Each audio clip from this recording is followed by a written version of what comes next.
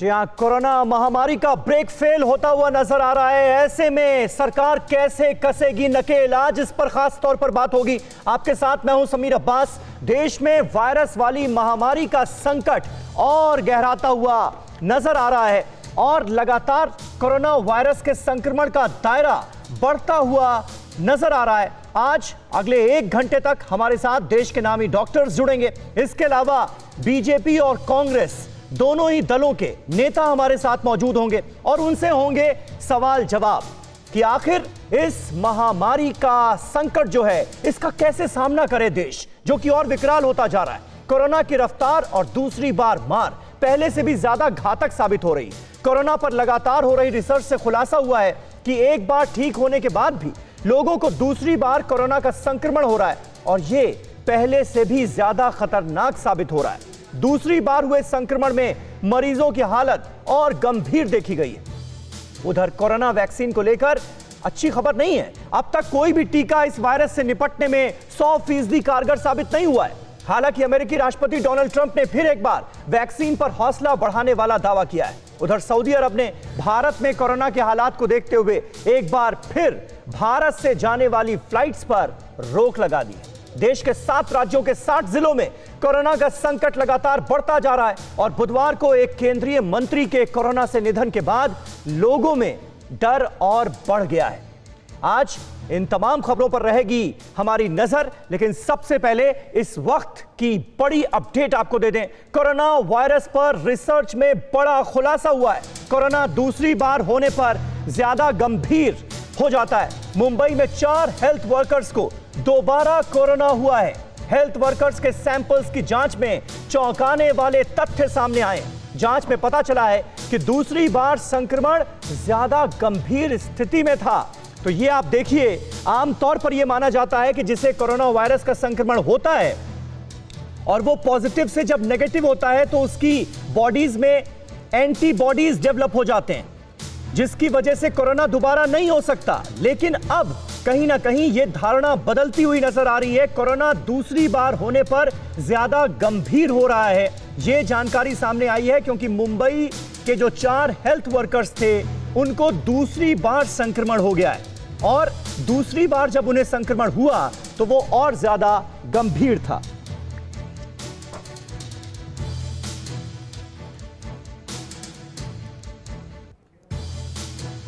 तो आइए अब इस वक्त जो हमारे साथ खास मेहमान जुड़े हुए हैं उनसे आपका तारुफ करा दें। थोड़ी देर में बीजेपी की नेता अनिला सिंह हमारे साथ मौजूद होंगी। अभिषेक दत्त कांग्रेस पार्टी के स्पोक्स पर्सन हैं, वाइस प्रेसिडेंट हैं दिल्ली प्रदेश कांग्रेस के, वो हमारे साथ जुड़ चुके हैं। हमारे साथ डॉक्टर अनूप कुमार मौजूद हैं जो कि कोरोना एक्सपर्ट हैं सफदरजंग हॉस्पिटल के। इसके अलावा डॉक्टर सोनिया लाल गुप्ता हमारे साथ जुड़ चुकी हैं जो कि न्यूरोलॉजी की डॉक्टर हैं।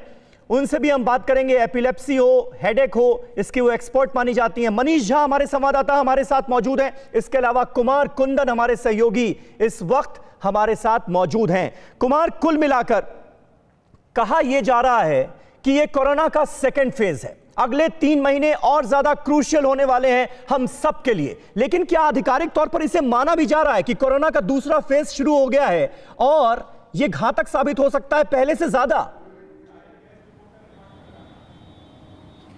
देखिए समीर, परसों हमसे डॉक्टर वीके पॉल जो नीति आयोग के सदस्य हैं स्वास्थ्य मामलों के, उन्होंने बात की थी और उन्होंने साफ तौर पे कहा था कि कोरोना का तीसरा फेज नए डायमेंशन में आ रहा है और ये डायमेंशन पहले से ज़्यादा ख़राब हो सकता है। और उसकी उन्होंने कई सारी वजह बताई थी, क्योंकि कोरोना सर्दी में शुरू हुआ था, दोबारा देश में सर्दी आ रही है और सर्दी बहुत ही मुफीद है कोरोना के लिए। कोरोना का जो वायरस है वो तकरीबन 25 डिग्री से लेकर और तकरीबन 35 डिग्री तक उसके बीच जो है वो रहता है, मतलब इसको एसी वाला वायरस भी कहा जाता है। तो उस हिसाब से अगर हम देखें तो सर्दी का समय आने वाला है और सर्दी में काफ़ी अच्छे तरीके से वायरस जो है ये फैलता है, ये वायरस की क्वालिटी है। तो ऐसे में हमें और ज़्यादा सतर्क रहने की ज़रूरत है, पहली बात। दूसरी बात कि देश में त्योहारों का समय आ रहा है, शादियों का समय आ रहा है। ये वो वक्त होता है जिसमें लोग बड़ी तादाद में इकट्ठा होते हैं। इस ऐसी परिस्थिति में संक्रमण और भी ज़्यादा फैलने का खतरा है। और तीसरी जो सबसे बड़ी बात है, जो कि हम अपने दर्शकों को भी बता रहे हैं, कि कई सारे रिसर्च में इस बात का खुलासा हुआ है कि कोरोना का दोबारा संक्रमण भी हो सकता है। और जब पहले बार संक्रमण में देखिए कोरोना इतना घातक होता है कि लंग्स पे इफेक्ट करता है, किडनी पे इफेक्ट करता है, कोरोना से आप ठीक भी हो जाएं उसके बावजूद भी दूसरी बीमारियों से आप जूझ रहे होते हैं और मौत का कारण बनती है। ऐसे में अगर दूसरी बार कोरोना हो जाए, बिल्कुल, ये जो जानकारी अपने आप में बहुत अहम है और ये कहीं ना कहीं चिंता को और बढ़ाने वाली जानकारी है कि जो लोग कोरोना से ठीक हो चुके हैं, जो पॉजिटिव से नेगेटिव हो चुके हैं, वो भी दोबारा कोरोना वायरस से संक्रमित हो जा रहे हैं और खतरा और ज्यादा बढ़ जा रहा है जब दूसरी बार लोगों को कोरोना हो रहा है। एक और ब्रेकिंग न्यूज आपको दे दें, कोरोना से जुड़ी हुई भारतीय आयुर्विज्ञान अनुसंधान परिषद यानी आईसीएमआर के चीफ बलराम भार्गव ने कहा है कि कोरोना की कोई वैक्सीन अगर 50% भी कारगर होती है तो वैक्सीन को मंजूरी दे दी जाएगी। उन्होंने कहा कि वायरस के लिए कोई भी टीका 100% कारगर नहीं हो सकता। हालांकि कोशिश 100% कारगर वैक्सीन बनाने की ही रहेगी, लेकिन अगर 50% असर किसी वैक्सीन में नजर आता है तो भी उसकी मंजूरी दे दी जाएगी। और मनीष झा हमारे संवाददाता इस वक्त हमारे साथ मौजूद हैं। और मनीष, कल ही मुझे याद आता है WHO की तरफ से जो स्टेटमेंट जारी किया गया था उसमें भी इस बात का जिक्र किया गया था कि 50% कारगर साबित रहना जो है वो ठीक ठाक माना जा सकता है कोरोना वायरस के टीके के लिहाज से, वैक्सीन के लिहाज से, और उसे इजाजत दी जा सकती है। और अब ये बात आईसीएमआर भी कह रहा है।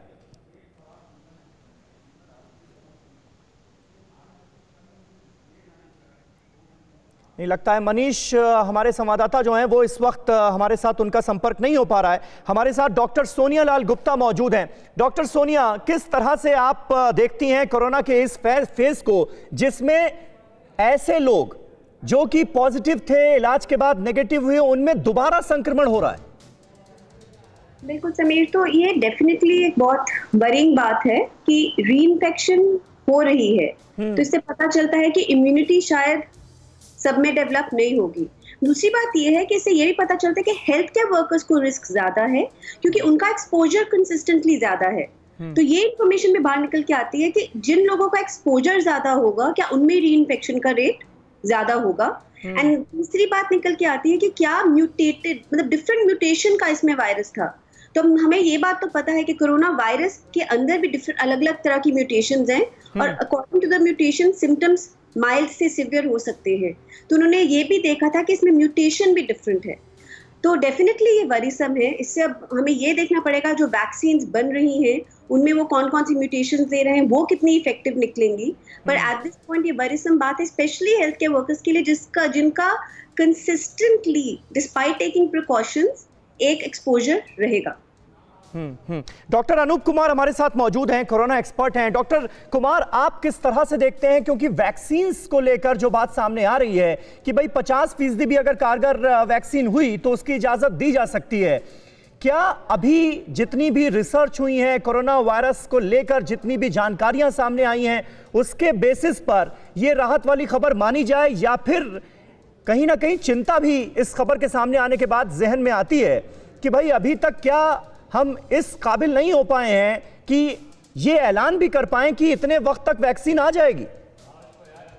देखिए समीर जी, हम जानते हैं ये वायरस पूरी दुनिया के लिए नया वायरस है और भारत समेत कई देश इसके ऊपर काम कर रहे हैं वैक्सीन बनाने के लिए जी। वैक्सीन बनाने की प्रक्रिया बहुत ही जटिल होती है, पहले भी हम इस पर डिस्कस कर चुके हैं। ये बहुत ही शॉर्ट प्रोसेस नहीं है, लॉन्ग प्रोसेस होता है। और जैसे अभी आपने डिस्कस किया कि इसमें म्यूटेशंस भी लगातार हो रही हैं। जितने भी हमारे फ्लू वैक्सीन आप देखते हैं, हम हर साल एक नई फ्लू वैक्सीन निकालते हैं और अगले साल फिर नई वैक्सीन निकालनी पड़ती है। इसी तरह से ये भी इसी तरह का वायरस है, उसमें कोई वैक्सीन 100% कारगर होगी ये बिल्कुल सही है कि जो डॉक्टर भार्गव ने बोला कि ऐसा वो एक्सपेक्ट नहीं कर रहे हैं कि 100% होगी, इसलिए उन्होंने 50% को भी एक्सेप्टेबल माना है। लेकिन यहाँ हम बताना चाहेंगे वैक्सीन तो सिर्फ एक तरीका है। जो हमारा दूसरा तरीका जो हम बताते आ रहे हैं, अपना खुद का सोशल डिस्टेंसिंग करना और सारी प्रिकॉशंस लेना, वो कंटिन्यू करना ही पड़ेगा। क्योंकि वैक्सीन जैसे हमने पता 50% ही काम कर सकती है, तो बाकी 50% केसेस में तो आपको अपने प्रिकॉशंस को लेना ही पड़ेगा। बिल्कुल बिल्कुल, बने रहे आप हमारे साथ। इस बीच एक और अहम खबर आपको बता दें, देश के 7 राज्यों में कोरोना का संकट बहुत बड़ा हो गया है। 7 राज्यों के 60 जिलों में सबसे ज्यादा केस सामने आए। कोरोना प्रभावित 7 राज्यों पर प्रधानमंत्री का भी जोर है। उन्होंने इन 7 राज्यों के मुख्यमंत्रियों के साथ कोरोना से निपटने पर चर्चा की है। मास्क को आदत में शामिल करना होगा, ये इस मीटिंग में प्रधानमंत्री नरेंद्र मोदी की तरफ से फिर दोहराया गया है। अब आप देखिए, कोरोना संक्रमण के मामले में दुनिया में आज की तारीख में दूसरे नंबर पर हमारा देश पहुंच चुका है और स्थिति और गंभीर हो सकती है। अगले 3 महीने बहुत ज्यादा क्रूशियल हैं और इस वक्त देश के 7 राज्य ऐसे हैं जिनमें कोरोना वायरस का संक्रमण बहुत तेजी से फैलता हुआ नजर आ रहा है, बढ़ता हुआ नजर आ रहा है और यह कहीं ना कहीं इस वक्त देश की सबसे बड़ी चिंता है। और यही वजह है कि प्रधानमंत्री नरेंद्र मोदी ने इन 7 राज्यों के मुख्यमंत्रियों के साथ एक अहम मीटिंग की है कल और मंथन इस बात को लेकर हुआ है कि आगे क्या स्ट्रैटेजी बनाई जाए। अब वो राज्य कौन कौन से हैं ये जरा आप समझ लीजिए। पहला नंबर महाराष्ट्र का है। 12,63,000 केसेस अब तक सामने आ चुके हैं। यहां पर आप ये देखिए, मौत का आंकड़ा जो है वो 33,886 तक पहुंच गया है। इसके बाद दूसरे नंबर पर आंध्र प्रदेश का नंबर है। आंध्र प्रदेश में अब तक जो संक्रमित लोग हैं 6,46,000 सामने आ चुके हैं। 5,500 से ज्यादा लोगों की आंध्र प्रदेश में मौत हो चुकी है। तीसरे नंबर पर तमिलनाडु है। तमिलनाडु में 5,57,000 केसेस सामने आ चुके हैं और यहां पर मरने वालों की तादाद काफी ज्यादा है, आंध्र प्रदेश से भी ज्यादा। 9,000 से ज्यादा लोगों की यहां पर जान चली गई है, उनकी मौत हो गई है। ये वो 7 राज्य हैं जिनके बारे में हम आपको जानकारी दे रहे हैं। ये सबसे ज्यादा बैडली इफेक्टेड हैं कोरोना वायरस के संक्रमण से। इसके बाद कर्नाटक का नंबर आता है। कर्नाटक में 5,40,000 केसेस अब तक सामने आ चुके हैं। 8,200 से ज्यादा लोगों की, तकरीबन 8,300 लोगों की मौत हो चुकी है। उत्तर प्रदेश का आंकड़ा जो है वो आपको बता दें, यहां पर 3,69,000 केसेस अब तक सामने आ चुके हैं और 5,299 लोगों की जान चली गई है। कल ही हमने आपको खबर दिखाई थी कि लखनऊ में किस तरह से अलग अलग जगहों से जो लोग रेफर किए गए, 48 मरीज लखनऊ के 4 निजी अस्पतालों में जहां पर कोरोना का इलाज हो रहा था, 48 के 48 लोगों की जान चली गई। तो मामला कहीं ना कहीं बहुत गंभीर होता हुआ नजर आ रहा है।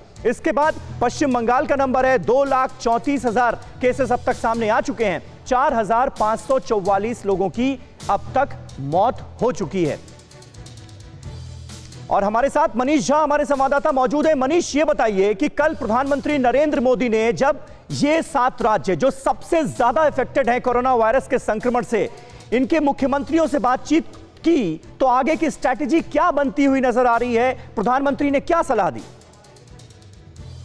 देखिए समीर, प्रधानमंत्री की बैठक में मुख्य तौर पर जोर इस बात से था कि कोरोना की वजह से जो देश की अर्थव्यवस्था और खास करके इन 7 राज्यों में कुछ बड़े राज्य ऐसे हैं जो देश की अर्थव्यवस्था में बड़ा योगदान देते हैं, तो कैसे फिर से पटरी पर अर्थव्यवस्था को लाया जाए और इसके लिए बहुत ही माइक्रो लेवल पर जाकर कैसे मैनेज किया जाए, क्योंकि बहुत सारे कंटेनमेंट जोन होने की वजह से अर्थव्यवस्था को नुकसान हो रहा है।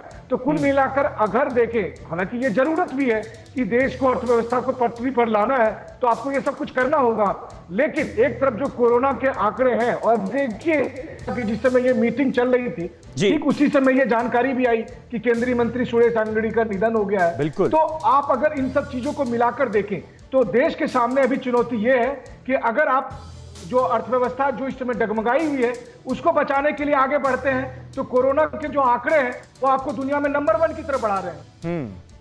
बिल्कुल बिल्कुल, कहीं ना कहीं चिंताजनक आंकड़े जो हैं वो हमारे सामने आ रहे हैं और वैक्सीन को लेकर कुछ नई जानकारियां सामने आई हैं, वो भी अपने दर्शकों के साथ हम यहां पर शेयर करना चाहेंगे। मनीष, वैक्सीन पर भारत बायोटेक का बड़ा ऐलान सामने आया है। भारत बायोटेक ने क्या कहा है? कोरोना वैक्सीन की 1 अरब डोज वो बनाएंगे, ये जानकारी दी गई है। नाक के जरिए ये वैक्सीन दी जाएगी। भारत बायोटेक की ये वैक्सीन है जिसका हम जिक्र कर रहे हैं। भारत बायोटेक का अमेरिकी यूनिवर्सिटी के साथ दरअसल समझौता हुआ है। इस वक्त भारत में 3 वैक्सीन पर काम चल रहा है। एक जॉनसन एंड जॉनसन की वैक्सीन भी है जिसके बारे में हम आपको जानकारी देंगे। ये जो वैक्सीन को लेकर काम हो रहा है उसमें भारत बायोटेक का ये बड़ा ऐलान सामने आया है जिसके बारे में हमने आपको बताया। अब सबके जहन में सिर्फ और सिर्फ एक सवाल है, कब आएगी कोरोना की वैक्सीन? वैक्सीन जब तक नहीं आ जाती तब तक सावधानी ही एकमात्र बचाव है, एकमात्र उपाय है इस बीमारी से बचने का। भारत में दरअसल 3 कंपनियां कोरोना वैक्सीन बनाने में इस वक्त जुटी हुई हैं। Bharat biotech, Zydus Cadila, Aurobindo pharma. Bharat biotech और जाइडस कैडिला ने ह्यूमन ट्रायल भी शुरू कर दिया है। ड्रग्स कंट्रोलर जनरल ने वैक्सीन के ह्यूमन ट्रायल की मंजूरी दे दी है। भारत बायोटेक का पहले फेज में 12 शहरों में वैक्सीन का ट्रायल होगा। इसके अलावा जाइडस कैडिला ने क्लिनिकल ट्रायल का दूसरा चरण शुरू किया है। अरविंदो फार्मा क्लिनिकल ट्रायल दिसंबर 2020 तक शुरू करेगी। सीरम इंस्टीट्यूट ऑफ इंडिया को दिसंबर तक वैक्सीन के आने की उम्मीद है।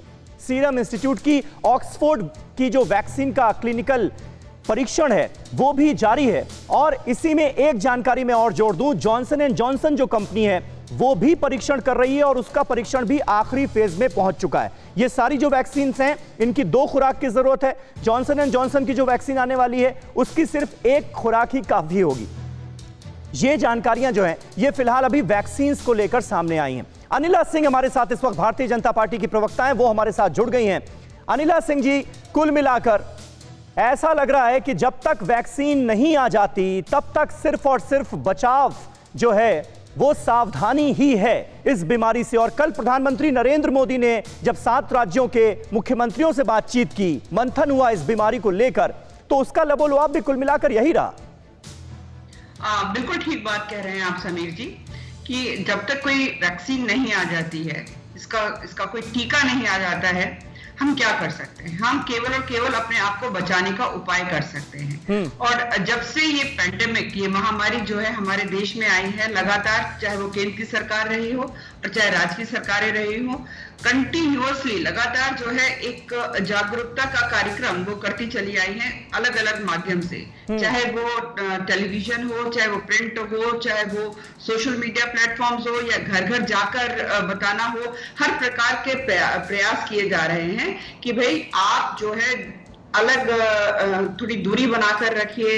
किस प्रकार से आप आयुर्वेदिक माध्यम से भी अपने आप को सुरक्षित रख सकते हैं, बॉडी की जो जर्म्स के साथ लेकिन अनिला जी यहाँ पर हमने अभी नीति आयोग के डॉक्टर के बयान का जिक्र किया। वो ये कह रहे हैं अगले 3 महीने और ज्यादा क्रूशियल हैं, हम दूसरे फेज में जा रहे हैं कोरोना के और ये और घातक साबित हो सकता है। दूसरी तरफ अनलॉक 4 की जो गाइडलाइंस हैं उसमें 9वीं से 12वीं क्लास के जो बच्चे हैं उनको स्कूल जाने की इजाजत भी दी जा रही है, स्कूल भी खोले जा रहे हैं कंटेनमेंट जोन से बाहर के। तो ये विरोधाभास नहीं है क्या? अभी तो हमें और ज्यादा सावधान रहने की जरूरत है अगले 3 महीने। बिल्कुल, आप बिल्कुल बात ही कह रहे हैं कि भाई जब अगर सेकंड वेव आती है, जैसे यूरोपियन कंट्रीज में हमने देखा है, देशों में देखा है कि सेकंड वेव जो है, चाहे फ्रांस है चाहे इंग्लैंड है, वहां पे ये कहा जा रहा है कि सेकंड वेव आ गई है। और ऐसे में अगर हम दफ्तर खोल रहे हैं, बाजार खोल रहे हैं या स्कूल खोल रहे हैं तो क्या ये और ज्यादा बढ़ेंगे? नहीं। आपका चिंता का विषय बिल्कुल सही है, परंतु हम ये भी जानते हैं कि ठीक है ये पैंडेमिक है, महामारी है, पर हम बिल्कुल स्टैंड स्टिल नहीं हो सकते हैं। बच्चों को इम्तिहान देने पड़ रहे हैं, दफ्तर खोलने पड़ रहे हैं, अर्थव्यवस्था बिल्कुल आपने देखा है कि जो फर्स्ट इसमें आई थी तिमाही की जो आई थी, आपने देखा था एकदम हल्ला गुल्ला हो गया था कि -24 तक क्यों पहुंच गई थी, क्योंकि पूरा स्टैंड स्टिल थी इकोनॉमी, कहीं कुछ काम नहीं हो रहा था, कोई बाहर नहीं निकल रहा था। अब बेटरमेंट शुरू हुआ है तो उसी प्रकार से हमें स्कूल खोलने पड़ेंगे। बच्चों को 10वीं और 12वीं की बोर्ड की परीक्षा देनी है, परंतु हर स्कूल जो है उसको हिदायत दे दी गई है।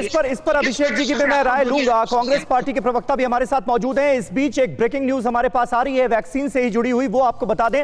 जल्द ही दूसरी वैक्सीन का ऐलान करेगा रूस, ये हमारे पास खबर आ रही है। कोरोना से मुकाबला करने में देश सक्षम है, ये व्लादिमीर पुतिन ने कहा है। दूसरी वैक्सीन को जल्द रजिस्टर करवाएगा रूस।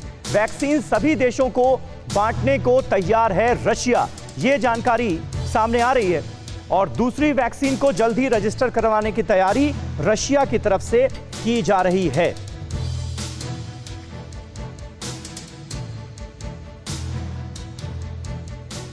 और एक और अहम खबर, कोविड वैक्सीन पर राष्ट्रपति ट्रंप का नया दावा इस बीच सामने आया है। अंतिम चरण में कोविड वैक्सीन का ट्रायल है, यह डोनाल्ड ट्रंप का कहना है। अमेरिकी कंपनी की कोविड वैक्सीन बस तैयार होने ही वाली है। हालांकि कोई समय सीमा उनकी तरफ से नहीं दी गई है, लेकिन उन्होंने कहा है कि बस तैयारी होने वाली है। अमेरिकी कंपनी जॉनसन एंड जॉनसन की यह वैक्सीन है, क्लिनिकल ट्रायल अंतिम चरण में पहुंचा है।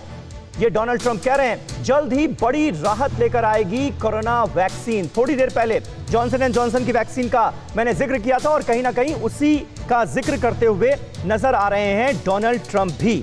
अभिषेक दत्त साहब हमारे साथ मौजूद हैं, कांग्रेस पार्टी के स्पोक्स पर्सन है। अभिषेक दत्त साहब, कुल मिलाकर सरकार की तरफ से कोरोना से निपटने की अभी की जो तैयारियां आपको नजर आ रही हैं, क्या उससे संतुष्ट हैं आप? समीर भाई, सबसे पहले मैं आपके टीवी चैनल को धन्यवाद करना चाहूंगा कि आखिर आपने आके कोरोना पे फिर से लोगों तक एक मैसेज पहुंचाना शुरू करा। बड़ा दुख होता है कि पिछले 15-20 दिन से जब कोरोना के केसेस विश्व भर में, देश हमारे भारत में सबसे ज्यादा हो रहे हैं। अमेरिका की बात करो तो अमेरिका में एवरेज 40,000 केसेस रोज हो रहे हैं और हिंदुस्तान में हम 90,000, 85,000 से 90,000 की केसेस रोज टच कर रहे हैं। अभी आपकी एक रिपोर्ट ने कहा कि इंडिया के अंदर डेथ ज्यादा नहीं हो रही, परंतु मैं आपको करेक्ट करना चाहता हूं, जो क्रिटिकल इलनेस है, क्रिटिकल इलनेस का मतलब कि कोरोना की वजह से जो बाकी बीमारियां किसी मरीज को होती हैं, उसमें भारत का रेट बहुत ज्यादा आगे है। देखिए, अभी आप बात कर रहे हैं वैक्सीन की, मुझे लगता है जब से कोरोना की महामारी शुरू हुई है, देखिए अभिषेक, कुल मिलाकर ये है ना कि 90,000 लोगों की जान तो चली गई ना, 90,000 लोगों की जान तो चली गई, उससे कोई इनकार नहीं कर सकता। हर रोज 1,000 लोगों की मौत हो रही है, लेकिन रिकवरी रेट बेहतर हुआ है। तो जो तथ्य बताए जाए वो पूर्णता के साथ बताए जाए। नहीं, आप एक चीज को समझिए, हाँ, हमारे यहाँ पे टेस्टिंग कितनी हो रही है। मैं दिल्ली का उदाहरण देना चाहता हूँ। दिल्ली हाई कोर्ट ने स्टेटमेंट दी कि दिल्ली सरकार एंटीजन टेस्ट पे ज्यादा फोकस करती है। अगर दिल्ली में 50,000 टेस्ट होते हैं, उसमें से 40,000 एंटीजन टेस्ट है, जिसकी कोई वैल्यू नहीं है। आप यूपी की बात करिए, बिहार की बात करिए, मध्य प्रदेश की बात करिए, किसी भी प्रदेश की बात कीजिए, आप देखिए इतनी कम टेस्टिंग होने के बावजूद इतने बड़े आंकड़े हमारे देश के सामने आ रहे हैं। अर्थव्यवस्था की मैं बात कर रहा हूँ। निर्मला सीतारमण जी ने 20 लाख करोड़ के पैकेज की बात करी थी।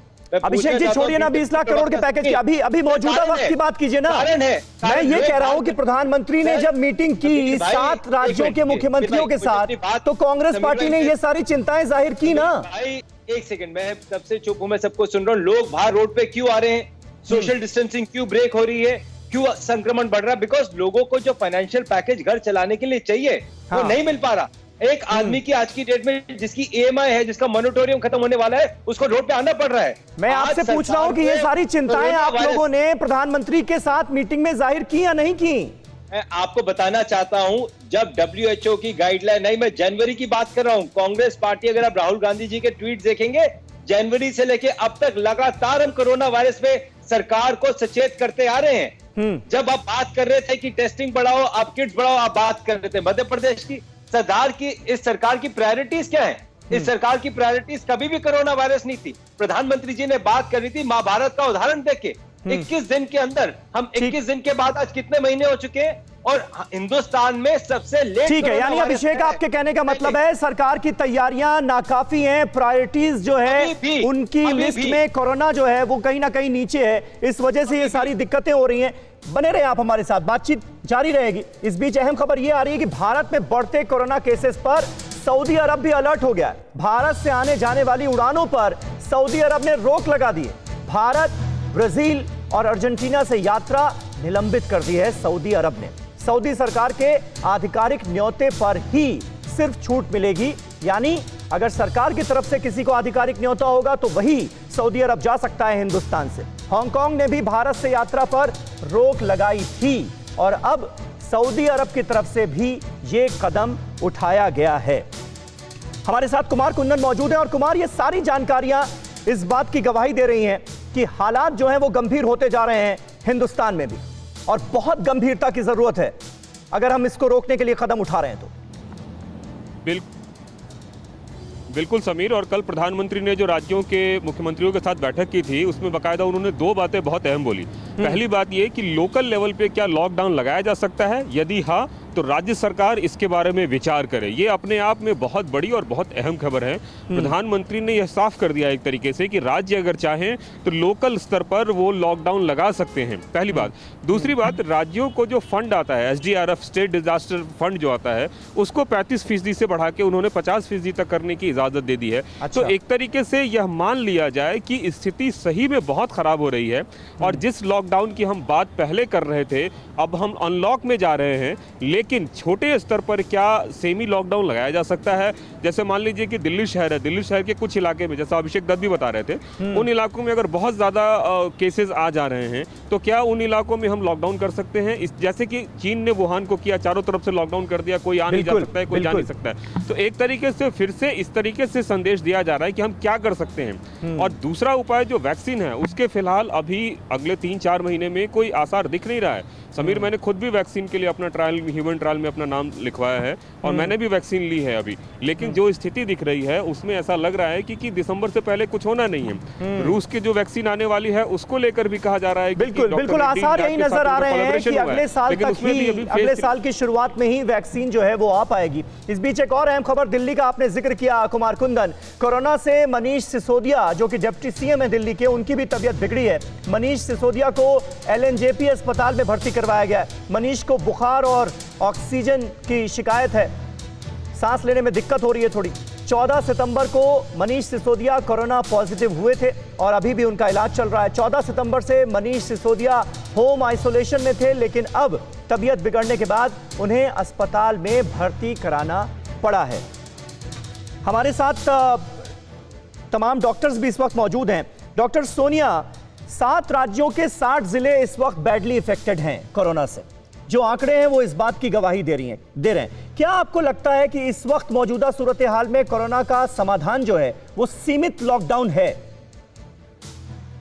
तो हमें ये तो पता है कि जहां पे लॉकडाउन जब किया जाता है तो एक कंटेनमेंट जोन, क्योंकि अगर लॉकडाउन नहीं करेंगे तो वही लोग जितना एक्सपोजर होता है, क्योंकि इसमें सिर्फ सिम्टम्स नहीं होते हैं, जरूरी बात सबको समझने की एसिम्प्टोमेटिक स्प्रेड है वो बहुत ज्यादा है कि किसी को सिम्टम्स नहीं है।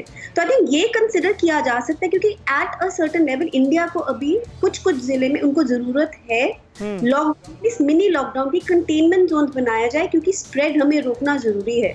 अभी इंडिया की जितनी पॉपुलेशन है, जितनी डेंसिटी है, सारे प्रिकॉशंस लेने के बावजूद केसेस बहुत बढ़ रहे हैं और हमें पता, और अभी कितने और बढ़ेंगे ये हमें नहीं पता है रियलिस्टिकली। तो इसलिए ये गवर्नमेंट को कंसिडर करना पड़ेगा कि जहां पे ज्यादा केसेस हैं क्या वहां पे मिनी लॉकडाउन्स क्रिएट करे जाएं, जिससे कि इकोनॉमी भी बहुत ज्यादा अफेक्ट ना हो, but at the same time हम केसेस को कम करना शुरू करें।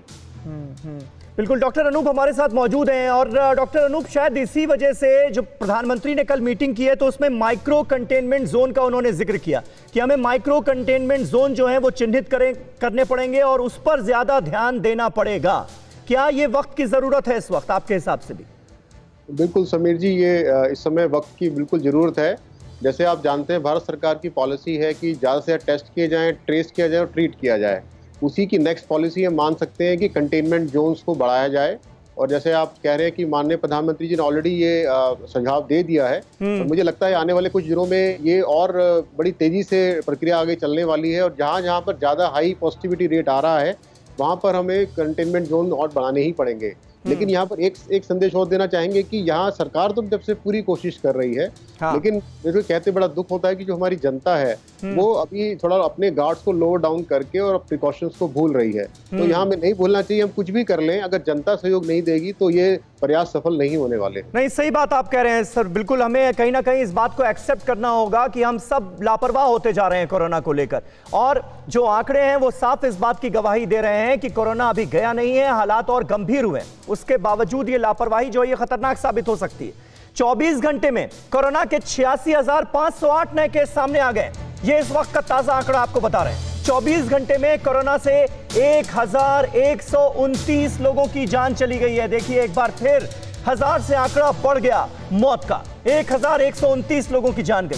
भारत में 57 लाख के पार कोरोना के केस हो चुके हैं और अब तक 91,149 मरीजों की मौत हो चुकी है। अनिला सिंह जी, कांग्रेस पार्टी के अभिषेक सीधा आरोप लगा रहे हैं कि जितनी गंभीरता सरकार के रवैये में दिखनी चाहिए वो नहीं दिख रही है, जिसका अंजाम है ये बढ़ते हुए आंकड़े। देखिए, अभिषेक जी को ये समझना चाहिए कि पूरे विश्व में अगर देश के प्रधानमंत्री जी की प्रशंसा हो रही है और ये माना जा रहा है कि एक इमर्जिंग इकोनॉमी जो है वो उसका एक ऐसा प्रधानमंत्री भी है जिसने बहुत अच्छी तरीके से इस पेंडेमिक को, इस महामारी को कंट्रोल किया है, मैं ये जानना चाहूंगी, हम जानते हैं कि स्वास्थ्य जो हेल्थ जो है वो स्टेट सब्जेक्ट है, तो जो कांग्रेस शासित राज्य हैं, चाहे वो पंजाब की बात कर लेते हैं, हम महाराष्ट्र की बात कर लेते हैं, जो 7 स्पेशली जो 7 अब आपने गिन के चुनिंदा तौर पर पंजाब और महाराष्ट्र गिना दिए, लेकिन उत्तर प्रदेश भी है, आंध्र प्रदेश भी है, तमिलनाडु भी है, दिल्ली भी है। मैं बोलूंगी मैं बिल्कुल बोलूंगी।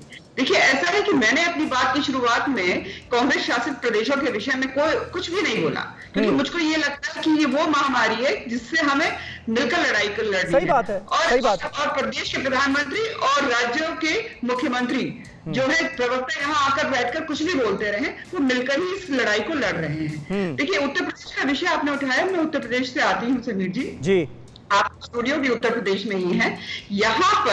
यहाँ पर आप समझिए कि तकरीबन डेली जो है 1 से 2 लाख के बीच में जो टेस्टिंग ही होती है।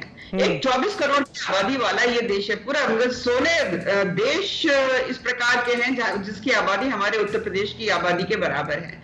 उत्तर प्रदेश के मुख्यमंत्री जो है लगातार कार्य कर रहे हैं, परंतु यहाँ जैसा मैंने कहा कि हमारा महाराष्ट्र की तरह हमने कभी क्लेम नहीं किया कि उत्तर प्रदेश जो है कि फाइनेंशियली बहुत ज्यादा स्ट्रॉन्ग प्रदेश है और हमने ये कर दिया वो कर दिया। हाँ, लड़ाई निरंतर लड़ रहे हैं, और जिस प्रकार की चिंता देश के प्रधानमंत्री जी ने जताई है कल 7 राज्यों के मुख्यमंत्रियों के साथ, क्या अभिषेक जी यहाँ बैठकर ये कहेंगे कि उन्होंने किसी प्रकार का भेदभाव किया है?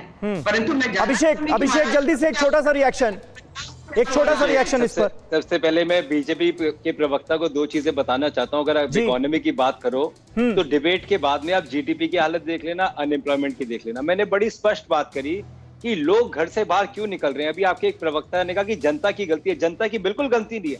जब देश के अंदर लॉकडाउन हुआ, फुल लॉकडाउन हुआ, जिस तरीके से हिंदुस्तान के लोगों ने लॉकडाउन को फॉलो करा और जिस तरीके से उस टाइम मीडिया ने सपोर्ट करा, एक अवेयरनेस ड्राइव थी। मैं आपसे पूछना चाहता हूं, कितने टीवी चैनल पिछले 15 दिन से टीवी डिबेट करते हैं कोरोना वायरस पे? देखिए, जो आम जनता है वो अखबार और टीवी के माध्यम से ही अपने विचार को बनाती है। जब प्रधानमंत्री ने अब जाके बात करी है, जब कोई सरकार बात ही नहीं करेगी, जब कोई अवेयरनेस कैंपेन ही नहीं होगी। आपने थाली बजाई जब 1000 केसेस हो रहे थे, आज 97,000 केसेस हो रहे, तो लोग रोड पे आ गए। और लोग रोड पे क्यों आ रहे हैं? मैं इनकी बात को बढ़ाना चाहता हूं। क्या सरकार जीएसटी के पैसे स्टेट्स को दे रही है? आज दिल्ली सरकार का एक बयान पिछले हफ्ते आया था कि हमारे पास तनख्वाह देने के पैसे नहीं है। अगर आज जिस पैकेज की मैं बात कर रहा हूं, कोई पॉलिटिकल नहीं, फैक्चुअल बात कर रहा हूं, अगर गरीब व्यक्ति को अगर आज पैसे मिलते पैकेज के माध्यम से तो रोड पे नहीं आता। आज रोड पे आना उसकी मजबूरी है, उसको बिजली के बिल देने, घर के खर्चे चलाने, बच्चों की स्कूल की फीस देनी है, इलाज करवाना है। तो मुझे बताइए, कौन सी सरकार के, केंद्र सरकार के माध्यम से 20 लाख करोड़ की आपने बात करी थी, जो कि केवल एक एडवर्टाइजमेंट कैंपेन थी? वो क्या था? आपने बजट को रियलाइज करा था। मैं पूछना चाहता हूं, कितना पैसा आपने स्टेट्स को दिया? ठीक है अभिषेक, ठीक बात है। आप कह रहे हैं और ज्यादा गंभीर रवैये की जरूरत है कोरोना के संक्रमण का अगर हमें सामना करना है, क्योंकि आंकड़े लगातार बढ़ते जा रहे हैं। एक अपडेट और आपको दे दें, महाराष्ट्र में कोरोना की स्थिति भयावह है, 12 लाख के पार पहुंच गया है यहां पर कोरोना केस। मुंबई में बुजुर्गों के लिए काल बन चुका है कोरोना। 8,502 में से 5,126 बुजुर्गों की कोरोना की वजह से मौत हुई। पिछले 15 दिन में कोरोना से 450 बुजुर्गों की मौत हो चुकी है। अंदाजा लगाइए महाराष्ट्र जो है वो कितनी बुरी तरह से अफेक्टेड है कोरोना वायरस के संक्रमण से। पिछले 15 दिन में 451 बुजुर्गों की जान चली गई है इस संक्रमण की वजह से। और हमारे साथ तमाम डॉक्टर्स भी मौजूद हैं। डॉक्टर अनूप, मैं आपसे जानना चाहूंगा, क्या इतने दिनों में ये तथ्य जो है ये और पुख्ता हुआ है क्या कि बुजुर्गों को ज्यादा खतरा है इस संक्रमण से? डेफिनेटली समीर जी, शुरू से ये कहते आ रहे हैं, WHO ने भी बोला, ICMR ने भी बोला कि जो हमारे एल्डरली पॉपुलेशन ग्रुप है 65 ईयर्स के ऊपर, और स्पेशली वो ग्रुप जिसके अंदर पहले से डायबिटीज, हाइपरटेंशन, कोई पल्मोनरी डिजीज है या उनके अंदर कोई किडनी डिजीज है, ये पेशेंट जो हैं ऑलरेडी हाई रिस्क ग्रुप में आते हैं। इनमें हमें ज़्यादा प्रिकॉशंस लेने की जरूरत होती है। तो इसलिए आप देख रहे हैं पूरे विश्व में ये डाटा आया है कि इस ग्रुप में सबसे ज़्यादा एक्सपोजर रेट है, सबसे ज़्यादा मोर्टेलिटी है और सबसे ज़्यादा क्रिटिकल केस इसी एज ग्रुप में आए हैं। बिल्कुल, तो हमें स्पेशली इसी पे ज़्यादा फोकस करना पड़ेगा। और शुरू से ही आप देख रहे हैं सरकार ने गाइडलाइंस में भी इस ग्रुप को बहुत ज़्यादा महत्व दिया है, तो इसलिए हमें इसको आगे भी चालू रखना पड़ेगा। बिल्कुल, एक अहम जानकारी अपने दर्शकों को यह भी बता दें कि कोरोना से वित्त राज्य मंत्री सुरेश अंगड़ी का निधन हो गया है। 65 साल के अंगड़ी का एम्स में इलाज चल रहा था। सुरेश अंगड़ी के निधन पर प्रधानमंत्री ने दुख जताया है। 11 सितंबर को कोरोना होने की उन्होंने खुद जानकारी दी थी। वो कोरोना पॉजिटिव हुए थे और अब उनका निधन हो गया है। आज सरकारी कार्यालयों में राष्ट्रीय ध्वज जो है उसे झुका दिया गया है। तिरंगा जो है वो झुका रहेगा उनके सम्मान में। और आप देखिए कि कितनी गंभीर है ये बीमारी। 11 सितंबर को हम सबको बहुत अच्छी तरह से याद है जब सुरेश अंगड़ी ने खुद ये जानकारी दी थी कि वो कोरोना पॉजिटिव हो गए हैं और उसके बाद उनका इलाज शुरू हुआ, लेकिन डॉक्टर्स उन्हें बचा नहीं पाए। कुमार कुंदन हमारे साथ मौजूद हैं। कुमार, कुछ डिटेल्स मिल पाई हैं क्या कि आखिर इस बीमारी ने कैसे इतना गंभीर रूप अख्तियार कर लिया कि डॉक्टर्स जान ही नहीं बचा पाए?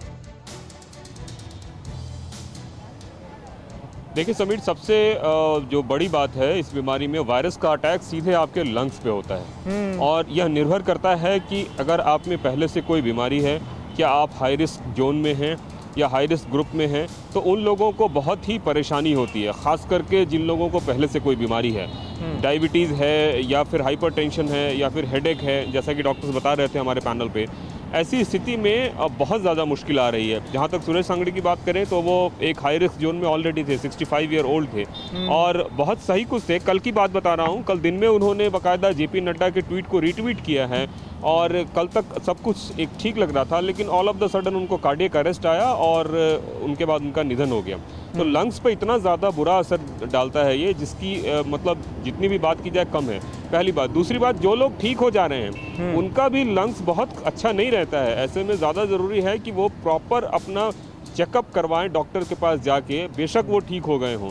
तो ये बीमारी सिर्फ इतनी नहीं है कि कोरोना नेगेटिव हो गए और आपने एक जंग, बिल्कुल सही बात है। अब तो री इन्फेक्शन का भी खतरा है कुमार कुंदन, बिल्कुल सही बात आप कर रहे हैं। और इस बीच अपने दर्शकों को बता दें कि यूरोप में कोरोना के दूसरे दौर का खौफ जो है वो अब नजर आ रहा है। फ्रांस में फिर संक्रमण बेकाबू हो रहा है। कोरोना ब्रिटेन में भी कोरोना के मरीज जो हैं वो बढ़ते हुए नजर आ रहे हैं। और देखिए, कल ही ये खबर आई थी कि ब्रिटेन ने ये फैसला किया है कि 6 महीने का कर्फ्यू लगा दिया गया है। इसके अलावा इजराइल में भी कंप्लीट लॉकडाउन जो है 21 दिन का वो शुरू किया गया है। तो डॉक्टर सोनिया लाल, क्या हमारे यहाँ जो स्थितियां अभी बन रही हैं, इतने सारे लोगों की, 90,000 से ज्यादा लोगों की जान जा चुकी है, हर रोज 1,000 लोगों की मौत हो रही है, क्या ऐसे एक्सट्रीम स्टेप उठाने की जरूरत आन पड़ी है क्या लॉकडाउन करने के लिए कि मतलब? हाँ जी, तो अभी इंडिया में तो देखो जरूरत है, हमें कंटेन तो करना पड़ेगा क्योंकि अभी तो पता भी नहीं इंडिया सेकंड फेज में कब आएगा। मेरे ख्याल से तो अभी ये फर्स्ट फेज के ही केसेस हमारे धीरे धीरे करके बढ़ रहे हैं, पर लोगों को प्रिकॉशंस लेने पड़ेंगे। आई थिंक ये बहुत जरूरी बात है कि मास्क प्रॉपरली डालना, ये मैं बस रिक्वेस्ट करूंगी। देखो, गवर्नमेंट कंटेनमेंट जोन्स करेंगी, पर अगर लोग प्रॉपरली मास्क नहीं डालेंगे, आधे लोगों के मास्क नाक के नीचे होते हैं, वो बार बार उसको छू रहे होते हैं, तो वो प्रिकॉशन लेने बहुत जरूरी हैं। स्पेशली उन लोगों के लिए जिनके घर पे बुजुर्ग लोग रहते हैं, उनको बहुत केयरफुल रहना पड़ेगा, उनको प्रिकॉशन लेने पड़ेंगे क्योंकि हमें दिख ही रहा है कि डेथ रेट जो है एल्डरली लोगों में, जो बुजुर्ग लोग हैं, उनमें बहुत ज्यादा है कंपेयर टू जो यंग लोग हैं। तो अभी इस टाइम पे इंडिया को आई थिंक जो स्टेट्स हैं, मिनी कंटेनमेंट जोन्स या मिनी लॉकडाउन का कंसिडरेशन करना पड़ेगा क्योंकि हमें कहीं ना कहीं से कुछ तो स्टेप्स लेने पड़ेंगे, हम केसेस को कंट्रोल करना शुरू करें, बहुत जरूरी है। बिल्कुल बिल्कुल। और यही वजह है कि प्रधानमंत्री ने भी इस बात पर जोर दिया है कि माइक्रो कंटेनमेंट जोन जो हैं वो चिन्हित किए जाएं और वहां पर उस तरीके से चीज़ों को अंजाम दिया जाए, इसकी बहुत ज़रूरत हो गई है। हालांकि सुखद बात बस ये कही जा सकती है, पिछले 5 दिनों में जो डेटा सामने आया है, जो कोरोना वायरस से संक्रमित लोग हैं उनकी संख्या कम है और ठीक होने वाले जो लोग हैं उनकी संख्या ज़्यादा है। तो ये कहीं ना कहीं एक सिल्वर लाइनिंग के तौर पर देखा जा सकता है। मृत्यु दर हमारे यहाँ कम है, रिकवरी रेट अच्छा है। आने वाले वक्त में और बेहतर उपाय किए जाने की जरूरत है। बहुत बहुत शुक्रिया आप सभी का हमारे साथ इस बातचीत में जुड़ने के लिए। क्या आप पर भी बरपा है जालसाजी का कहर? सपने टूटे आपके, न घर के न घाट के।